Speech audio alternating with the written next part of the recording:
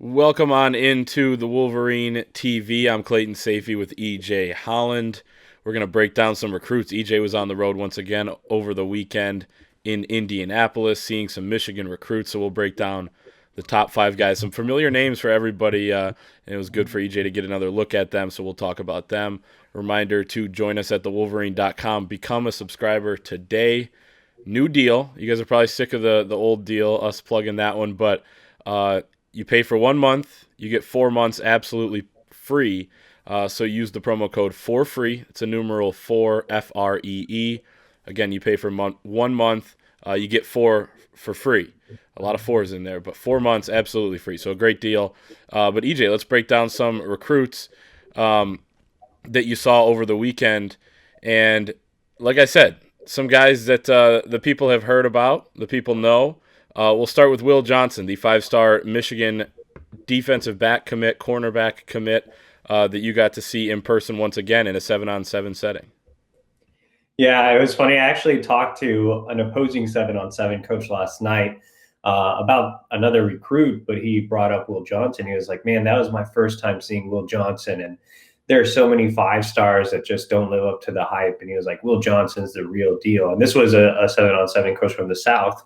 And so I think that Will definitely did everything that we expect Will Johnson to do. He shut down his side of the field. He frustrated receivers with his physicality, his length.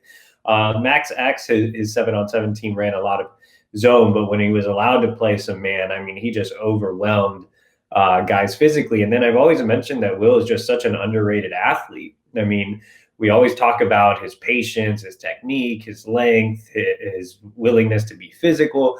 But I mean, this is a guy that also stars on the basketball court, plays wildcat quarterback and wide receiver for his high school team. And then he flashed at the wide receiver position in 7-on-7 as well. In fact, he was one of the most dominant wide receivers on day one of the tournament. He won a lot of 50-50 jump balls. He actually runs really good routes. He's faster than he looks. Obviously, he's a legit 6'2". He's probably 6'3". I mean, every picture I take of him, like I took one of him next to Dylan Tatum, and Dylan looks tiny. I took one of him next to Cody Jones. Cody looks tiny. Like he's a legit 6'3". And so he can, I mean, he's a springy athlete. He has great hips for how big and tall he is. I mean, he just checks all the boxes. There aren't enough great things to say about Will Johnson. I put together that highlight clip of him, and you can just see, I mean, he's just at a level above everyone else at the high school level. So I feel like, if Will was graduating right now, he would be able to come in and make an immediate impact at Michigan. The fact that he has another year to develop, I think is great for him. I think he's going to play and maybe start as a true freshman in Ann Arbor. Yeah, I think his athleticism is probably something people don't talk about enough. You mentioned wildcat quarterback, wide receiver, and that he does all that, and he's a physical player too on the offensive side of the ball.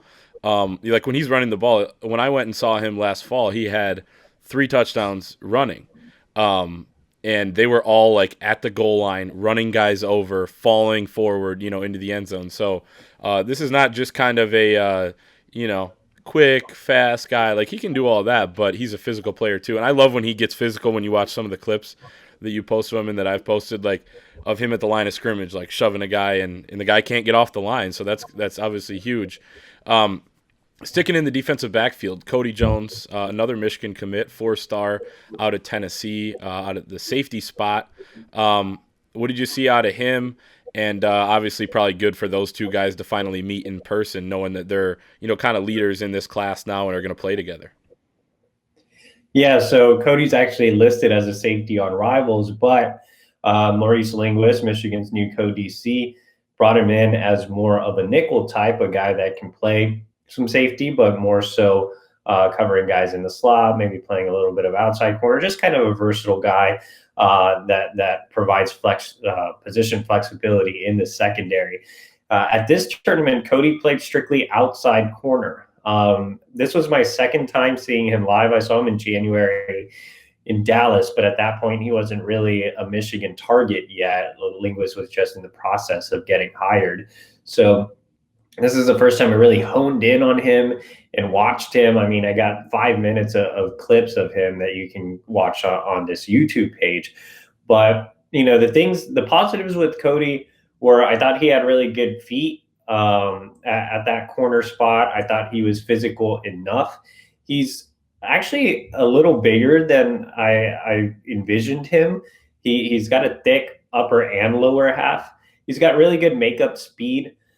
But I think he needs to improve his overall speed in general. I think he needs to polish up some of the technical aspects of his game. Right now, he's rated as a 4-star prospect, and I like where he's rated just outside the top 250. I definitely want to see more of Cody Jones, but he did impress at the tournament. Both he and Will Johnson earned invitations to the Pylon All-American game.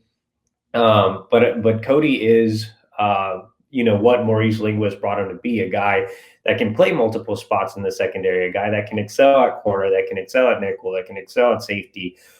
So I think Cody is just a really safe, solid take. And I do think he's a guy that could move up the rankings. But like I said, I definitely want to see, more of him. I've seen Will like 20 times. This is my first time really owning in on Cody. So I'm excited to see him again in a couple of weeks, but definitely a guy that fits what Linguist is bringing him in for. Yeah, and versatility is obviously huge. The next guy on the list is also a versatile player, can play safety. I like him at the nickel spot, and I think you do too. But Dylan Tatum, another guy that people are familiar with, the 4-star defensive back athlete from West Bloomfield, obviously was coached by Ron Bellamy last season, and before that, played with Donovan Edwards, played with Makari Page, played with Cornell Wheeler, tons of ties to Michigan. But what did you see out of him over the weekend? And, I know we both like this prospect, but, Dylan, a guy who's nearing a commitment as well. What were your thoughts on catching up with him? Yeah, I mean, we've seen Dylan like 20 times as well, like with Will, but every time I see Dylan, I just like him more. I just love the way he's always around the football. He's always flying. He's always, attacking the ball. He's just so proactive. He jumps from his zone to another zone. If he sees the ball being thrown away from him, he's always running towards it. I mean, this is a guy that's just always around the football. He didn't have any interceptions throughout the weekend, but he had several plays on the ball. He should have had an interception that was actually called out of bounds, but was just a playmaker. Just like I said, a guy that had many pass deflections, that had some near interceptions, that had a lot of stops with touches in 7-on-7. So I just love his kind of attacking mentality in the defensive backfield. Kind of like Cody Jones, he brings a lot of position flexibility. If you guys remember, he was originally recruited to play running back before he really became a full-time defensive back and kind of grew into that position. He played a lot of outside corner in this tournament and performed well there. I really liked how physical he was on the outside. And Dylan is, a star on the track as well. He has really good speed. He has a nice compact build as well. He has that running back build.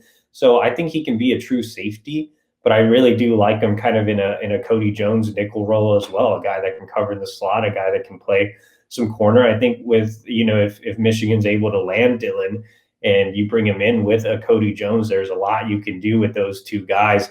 And then obviously you have Will Johnson, who's just a straight shutdown outside corner.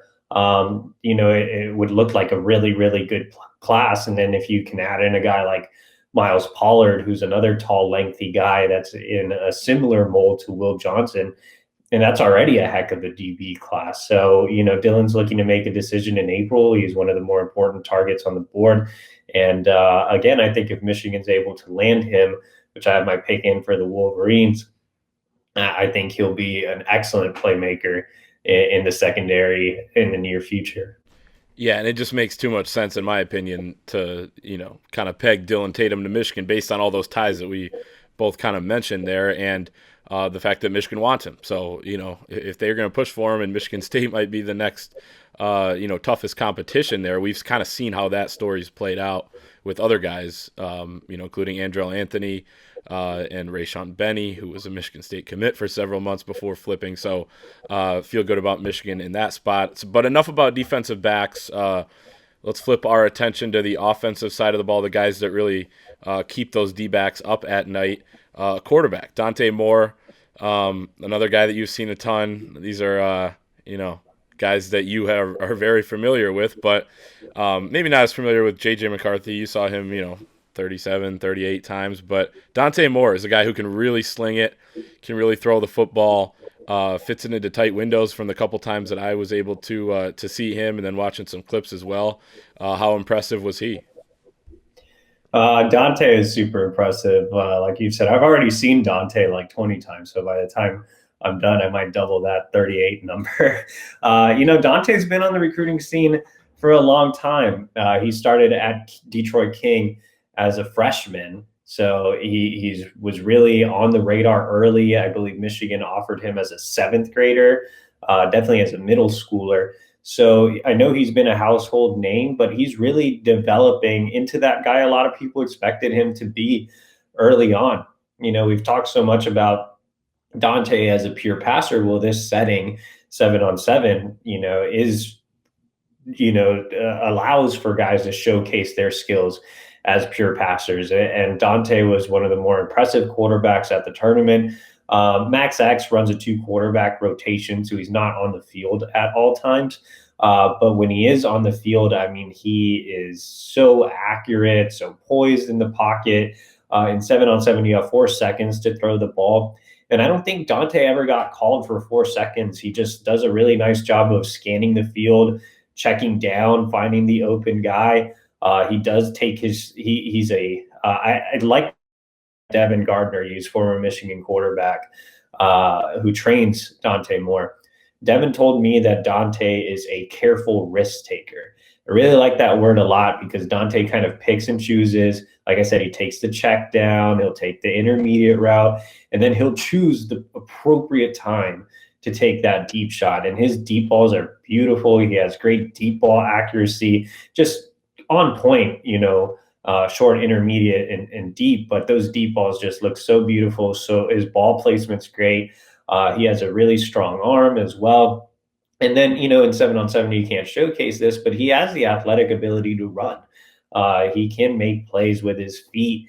I really like when Dante is able to get mobile, not necessarily, running for first downs, but just rolling to one side or the other. He's great rolling to his left and great rolling to his strong side as well. And he can make those deep shot throws while on the run. He creates a lot in the pocket in game. And so he's able to avoid the rush and kind of duck and make those Pat Mahomes type throws. But I just think he's so smart that he is able to just stand in the pocket and scan the field when he's allowed to do so.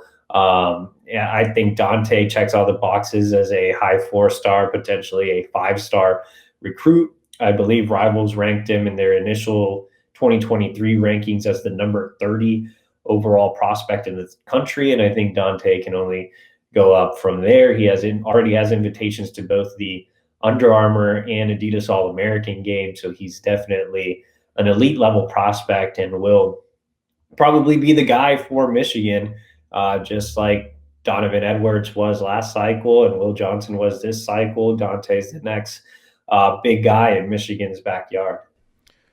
Yeah, and going back to what you said about, Devin Gardner describing him as a careful risk taker, that kind of feels in a way like how Devin Gardner was at Michigan as well, with the big arm and all the tools and everything like that, and he could run as well, obviously.